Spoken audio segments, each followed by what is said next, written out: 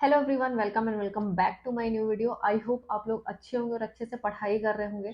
तो देखो, एक बार फिर से मौका मिला है और मौका बहुत अच्छे तरीके से मिला है। ठीक है, मतलब अभी 2 साल से उतने अच्छे से पोस्ट नहीं आ रही थी, लेकिन अब 300 से भी ज़्यादा पोस्ट आ रही है। और ये बहुत अच्छा मौका है आपके लिए एग्ज़ाम को निकालने का। आप अच्छे से ऑर्गेनाइज वे में अगर आज से भी सोच लें तो बहुत अच्छे से इस एग्ज़ाम को क्रैक कर सकते हैं। और अपडेट मैं आपको पहले दिखा दूंगी और उसके बाद मैं आपको बहुत अच्छी और रियलिस्टिक चीज़ें बताऊंगी। चीज़ें बहुत कम होंगी लेकिन वो आपको लास्ट तक काम आएंगी। और एक ही वीडियो को देख के आप एकदम फ्री हो जाना, फिर आपको ज़्यादा कुछ 10-100 वीडियो देखने की ज़रूरत नहीं पड़ेगी। उसमें बहुत अच्छी अच्छी चीज़ें और पॉइंट्स मैंने निकाले हैं कि हमें किन बातों का ध्यान रखना चाहिए, कौन सी गलती नहीं करना चाहिए, क्या कैसे करना है। ये सारी चीज़ें आपको बताऊंगी और आपको क्या कहाँ से मिलेगा सारी चीज़ें।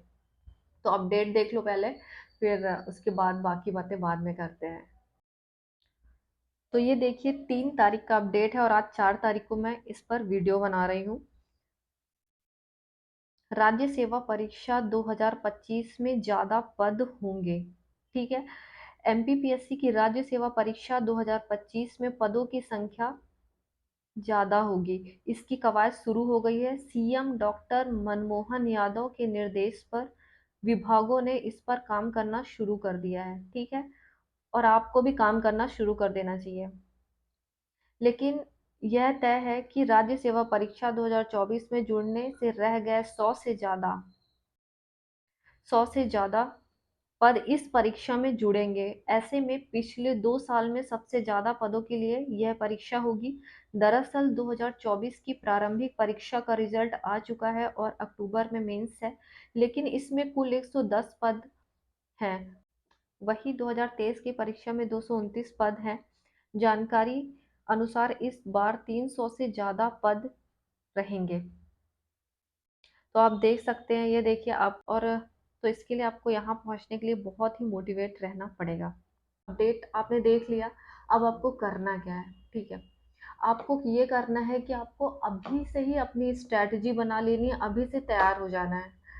इसके लिए सिलेबस सेम है आपके पास। सिलेबस पे अगर बात करें तो सिलेबस में कोई चेंज नहीं है। आपके पास सिलेबस होना चाहिए और होगा भी। अगर नहीं है तो सिलेबस निकाल के रख लीजिए, अपने पास चिपका लीजिए। Second, book list. सबसे बड़ी बात आती है सोर्स की कि बुक लिस्ट क्या होनी चाहिए। 24 की तरह, 23 की तरह गलती बिल्कुल भी मत करना। और क्या कहाँ से पढ़ना है, मैंने बुक लिस्ट काफ़ी रिसर्च करके, बहुत सारे लोगों से बात करके, टॉपर से बात करके और अपनी खुद की भी बुक लिस्ट इंक्लूड करके बहुत ही अच्छा वीडियो बनाया है बुक लिस्ट का। बहुत ही कम बुक है और उन्हीं को बार बार पढ़ना है। और बहुत जितने भी लोगों से मैंने सीखा है कि वो उनकी बुक फट जाती है लेकिन सेम बुक को ही स्टार्टिंग से पढ़ते हैं और उसी बुक को ही रिवाइज करते हैं, उसी में ऐड ऑन करते रहते हैं। तो बुक लिस्ट का वीडियो आप देख लेना, पहले से ही बना हुआ है कि 24 के लिए, 25 के लिए बुक लिस्ट, 24-25 के लिए। तो बुक लिस्ट का इशू आपका सॉल्व हो गया है कि आपको क्या पढ़ना है क्या नहीं उस बुक लिस्ट में है।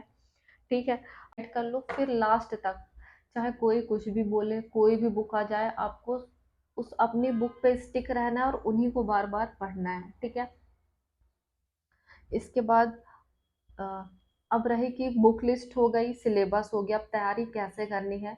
तो मैंने बहुत सारी टॉपर्स टॉक की, एमपीपीएससी टॉपर्स टॉक नाम से प्लेलिस्ट बना के रखी है। उसमें सब, हर एक टॉपर्स ने बताया है कि उन्होंने कैसे पढ़ाई की, क्या कैसे। तो आप उनसे सीख सकते हो और आपको उनकी सारी बातें नहीं, अगर उनकी आपको 10 बात में से एक बात लग रही है जो आपसे मैच होती है, आपको अच्छी लग रही है, तो वो सारी बातें भी आप सीख सकते हो और अपनी अलग से एक डायरी बना लो। उनमें ये टॉपर स्टॉक के वीडियो देख के जो अच्छा लगे कर लो कि आप ये आपकी स्ट्रैटेजी होगी। वो सारे वीडियो देख के आप अपनी अलग से स्ट्रैटेजी बना लीजिए, क्योंकि उनकी स्ट्रैटेजी और आपकी स्ट्रैटेजी सेम नहीं हो सकती है। तो एमपीपीएससी टॉपर्स टॉक प्लेलिस्ट पे जाइए, टॉपर्स के वीडियो देखिए और उनसे आप अपनी एक वो बना लीजिए, अपनी एक स्ट्रैटेजी अलग बना लीजिए उन सारे पॉइंट्स को शामिल करके। और ये मैंने प्लेलिस्ट बनाई है, उसी प्लेलिस्ट में जाके आपको सारे वीडियो, क्योंकि आप अगर आप ऐसे ढूंढोगे तो आपको रैंडम कोई भी वीडियो मिल जाएगा, जो आपके काम का वीडियो शायद वो ना मिले या आप उस वीडियो तक ना ना पहुंच पाओ। तो आप मेरे चैनल पे जाके प्लेलिस्ट में जाना, प्लेलिस्ट में आपको टॉपर स्टॉक के सारे वीडियो मिल जाएंगे, तो वहाँ आपको एक बार देखना है, बुक लिस्ट का वीडियो देखना है, बुक लिस्ट डिसाइड करनी है, सिलेबस रखना है, टॉपर स्टॉक के वीडियो देखना है और अपनी एक अलग स्ट्रैटेजी बनाना है उनके वीडियो देख के, ठीक है। उसमें आपका भी कुछ शामिल होना चाहिए क्योंकि हर एक इंडिविजुअल अलग होता है। सारी चीजें स्ट्रैटेजी बना ली, अब पढ़ना स्टार्ट करना है। पढ़ना कैसे है, जैसे आपने कोई भी सब्जेक्ट उठाया, 10 यूनिट है, तो आपको, जैसे अंकित ने बताया था, एसी अपने सिलेक्ट हुआ है अंकित, और उसके साथ ही अंकित सिविल सर्विस के भी मेंस लगातार दे रहा है। तो आप, उसने बताया था कि आपको कैसे पता चलेगा कि आपकी पॉलिटी अच्छी है, आपकी ज्योग्राफी अच्छी है, आपने पॉलिटी पढ़ी, ज्योग्राफी पढ़ी या कोई भी सब्जेक्ट पढ़ा 10 यूनिट्स में से, फिर उसका फुल लेंथ टेस्ट लगा लो कि उसमें केवल 100 क्वेश्चन ज्योग्राफी ज्योग्राफी के रहे। एक दो टेस्ट ऐसे लगा लो जिससे आपको पता चलेगा कि आप किस पॉइंट पे वीक हो रहे हो और उसको फिर से रिवाइज कर लो। तो इस तरह आप अपने सब्जेक्ट, अपनी सारी वीकनेस को, अपने वीक पॉइंट को हटा दो और अपनी सारी चीज़ों को दूर करते चलो। क्योंकि 300 से ज़्यादा पोस्ट आ रही है, लेकिन जो लोग 19 में नहीं सिलेक्ट हुए और बाकी टाइम में नहीं सिलेक्ट हुए, तो वो पूरी तरीके से तैयार है अभी से। उनको किसी स्ट्रैटेजी की ज़रूरत नहीं है, उनको किसी बुक लिस्ट की ज़रूरत नहीं है, उनको किसी शायद टेस्ट सीरीज की भी ज़रूरत ना हो क्योंकि शायद वो इंटरव्यू से लौट के आए हो।